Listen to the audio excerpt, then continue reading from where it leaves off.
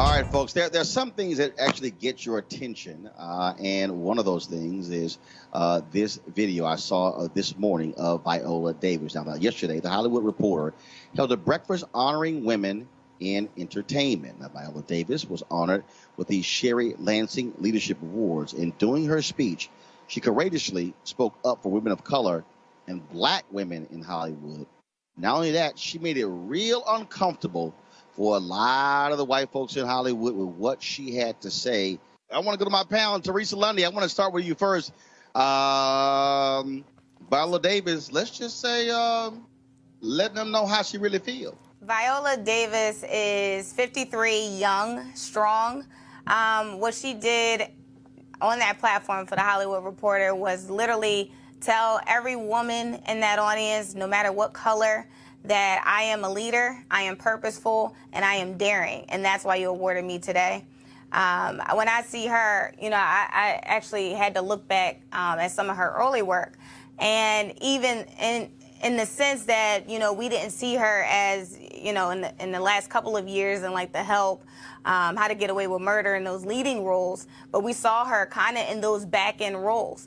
And so when she came onto the platform and told us, like, look, do not tame me, right? And she's there with this beautiful smile, this big afro, this leather jacket, saying, you know, looking very opposite of what everybody else looked like in the audience, but also saying to everyone to give them another chance, to be who they are and allow them to bring what you're trying to tell, especially the filmmakers, trying to tell to these massive audience that everybody individually is cultured, very different, and that's what needs to be excelled. So she is a phenomenal woman, amongst many others, but I think she is pretty much she walks the walk and talks the talk. So I'm excited, especially to kind of end. We're not really ending 2018 yet, but that speech right there was a good ender for me. Greg Carr, I want to go to you. I mean, obviously, folks in that room were kind of like, we supposed to clap on this? I mean, she was making it perfectly clear that y'all ain't doing right by us. Right. Well, you know, it's interesting. Viola Davis is becoming a transformational figure, a watershed figure. I mean, let's put her in a little bit of context with a couple of things. She and her husband, Julius, are doing something that Tim and Daphne Reed attempted to do a generation before. Tim Reed, our frat brother, again, talking about Alpha. But they are trying to create a space for people to create, for our people to create, an independent space. Viola Davis, the reason I say she's a transformational figure is because she does, as Teresa just named, a couple of the projects that she's in that make her beyond the ability to silence. She's on network television, she's on blockbuster movies, and just like Denzel Washington, she's a stage-trained actress, which means she's on Broadway. So if you look at her, there's part Ruby Dee, there's part Cicely Tyson, and then you have with her husband Julius this Tim and Maxwell, you know, Daphne Reed dimension emerge. And then something she said, among many other things, in this class that she taught for about 12 minutes the other night, something she said very important. She said, not me as Viola Davis, me as a black woman. That distinguishes her from individuals. You can get an Issa Rae, you can get a Chad Boseman, but when she says me as a black woman, the thing that knits this all together is the collective force. She's using her platform, in other words, to shatter these ceilings. And she's the next generation of that effort, brother. Eugene? You know, she walked in and she issued free smoke to the entire Hollywood industry.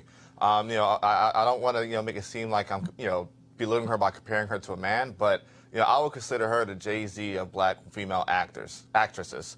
I mean, she walked in and said, listen, the crux of her speech was, listen, I'm going through this so the next generation doesn't have to, but I'm not just talking about it, I'm going to create that space, which is absolutely necessary in 2018, where, you know, a lot of the creative spaces are closing in on black creatives. So, you know, I applaud her 110%, you know, and you know, I'm excited to see what comes down the pipeline.